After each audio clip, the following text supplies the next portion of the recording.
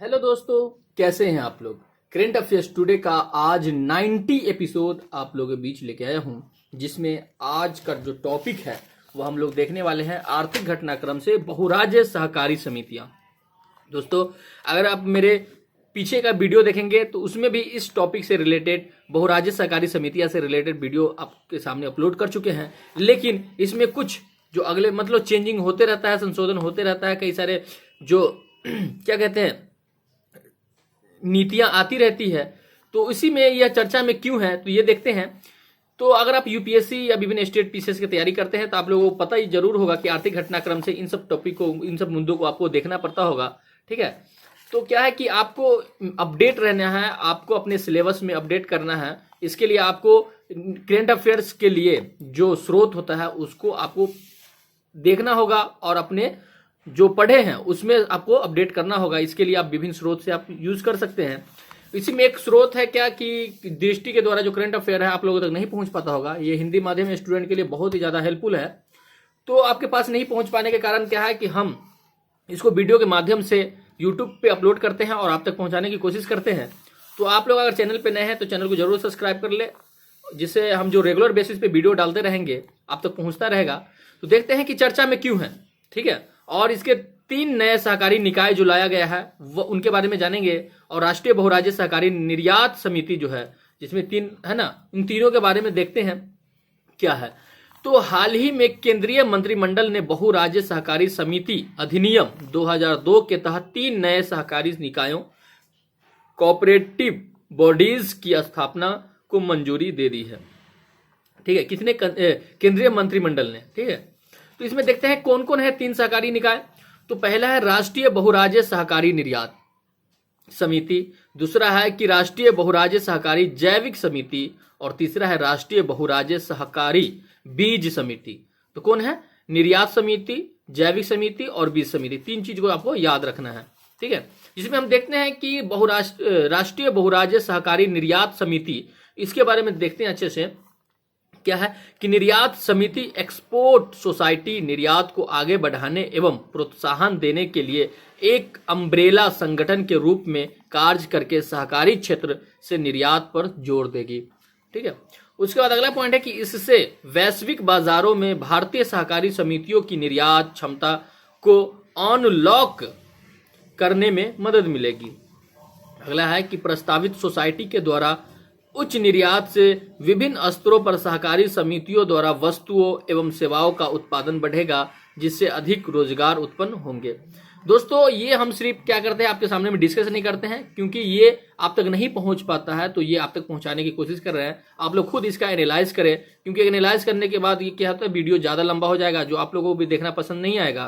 ठीक है, तो अगर इसका पीडीएफ भी लेना चाहते हैं तो इसी यूट्यूब चैनल के आप अबाउट में जाएंगे तो वहाँ टेलीग्राम का लिंक दिया गया है, वहां आप ज्वाइन कर सकते हैं।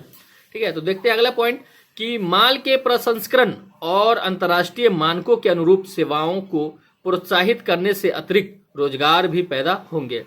अगला है कि सहकारी उत्पादों के निर्यात में वृद्धि साथ ही मेक इन इंडिया को भी बढ़ावा देगी, जिससे आत्मनिर्भर भारत को बढ़ावा मिलेगा। अगला है कि पैक्स से एपेक्स, यानी पैक्स जो था वह एपेक्स कैसे बदल गया। तो प्राथमिक से राष्ट्रीय स्तर की सहकारी समितियां, जिनमें प्राथमिक समितियां जिला, राज्य और राष्ट्रीय स्तर के संघ और बहुराज्य सहकारी समितियां शामिल हैं, इसकी सदस्य बन सकती है। उसके बाद अगला है कि इसके उपनियमों के अनुसार सोसाइटी के बोर्ड में इन सभी सहकारी समितियों के निर्वाचित प्रतिनिधि होंगे। उसके बाद अगला देखते हैं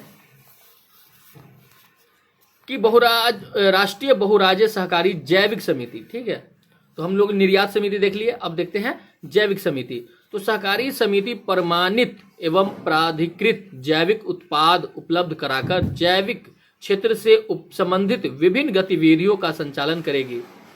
अगला है कि यह घरेलू एवं वैश्विक बाजारों में जैविक उत्पादों की मांग व खपत क्षमता को अनलॉक करने में मदद करेगी।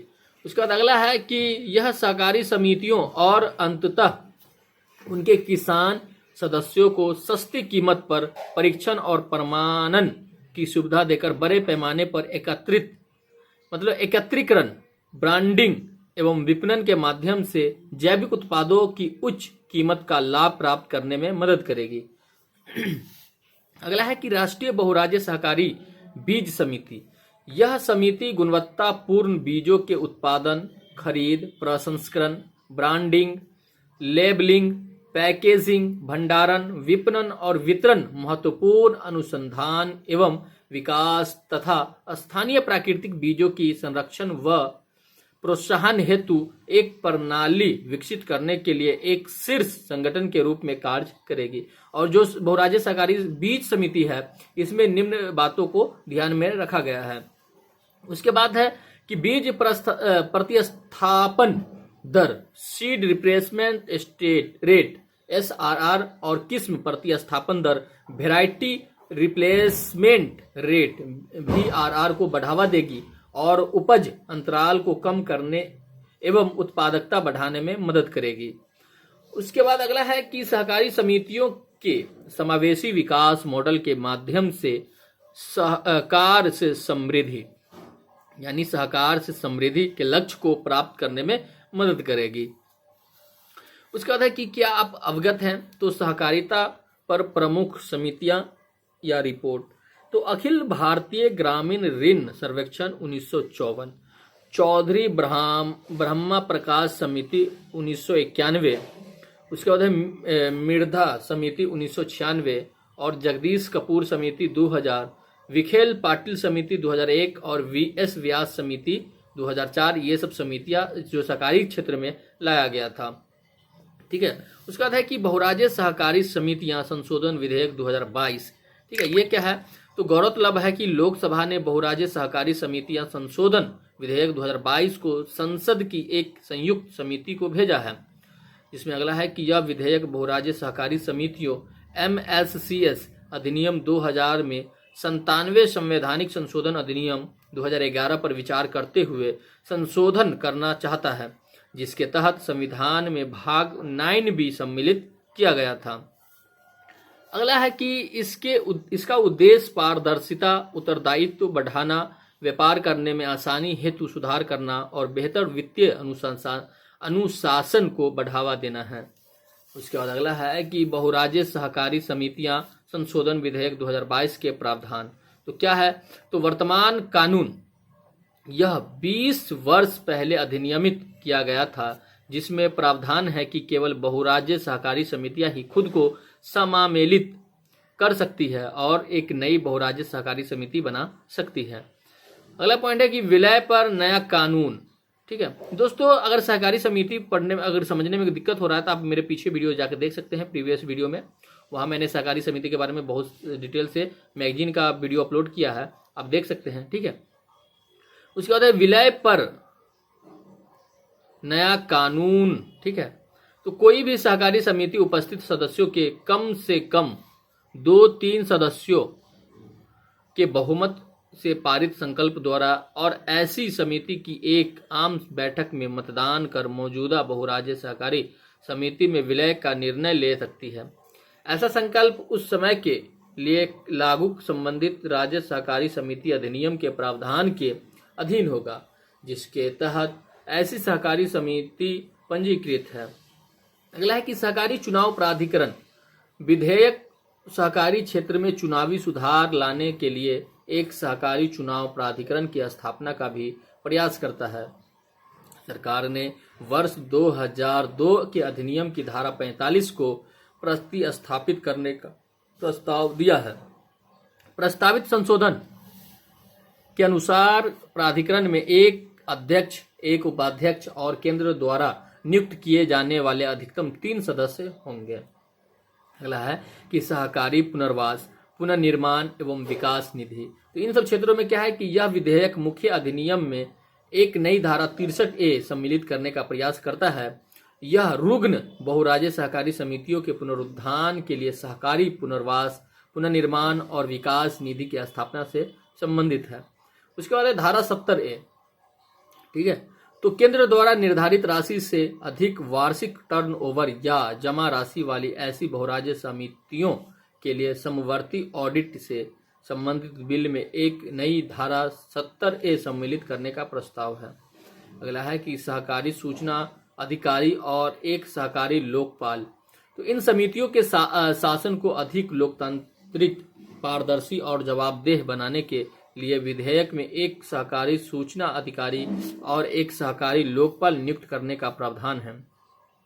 न्याय संगत और समावेशित को बढ़ावा देने के लिए MSCS बोर्डों में महिलाओं एवं अनुसूचित जाति, अनुसूचित जनजाति के सदस्यों के प्रतिनिधित्व से प्रतिबंधित प्रावधानों को शामिल किया गया है। अगला है कि दंड को बढ़ाना। इसके तहत बहुराज्यीय सहकारी समिति या उसके अधिकारियों अथवा सदस्यों के कुछ अपराधों में झूठे रिटर्न भरना, गलत सूचना देना या अपराधों के सम्मान का पालन न करना शामिल है। इन अपराधों के लिए जुर्माना ₹2000 से 10,000 रुपए के बीच है। इस बिल अनुसार रिटर्न या सूचना के दायरा न करना भी अपराध होगा। इन सभी अपराधों के लिए ₹5,000 से ₹1,00,000 के बीच जुर्माना भरना होगा। आगे की राय क्या है?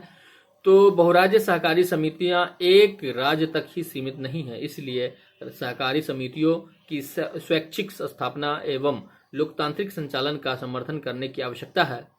प्रस्तावित निर्णय न केवल उनकी कार्यात्मक स्वायत्तता में सहायता करने बल्कि संबंधित सदस्यों के आर्थिक एवं सामाजिक विकास के लिए सही दिशा में है। नोट क्या है? तो इस टॉपिक पर विस्तृत जानकारी के लिए करंट अफेयर्स टुडे के फरवरी 2023 के अंकन में आर्थिक घटनाक्रम के खंड को देखिए। दोस्तों, ये पिछले महीने की जो मैगजीन है, ठीक है, उसका वीडियो मैंने यूट्यूब पे अपलोड कर चुका हूँ, तो वहाँ पर आप जाकर के देख सकते हैं। और किसी तरह की दिक्कत हो तो आप कमेंट कर सकते हैं। तो दोस्तों, आज के ये टॉपिक कैसा लगा हमें कमेंट करके जरूर बताएं। अगर चैनल पे नए हैं तो चैनल को जरूर सब्सक्राइब कर ले। तो आज के लिए इतना ही, मिलते हैं नेक्स्ट एपिसोड में। जय हिंद।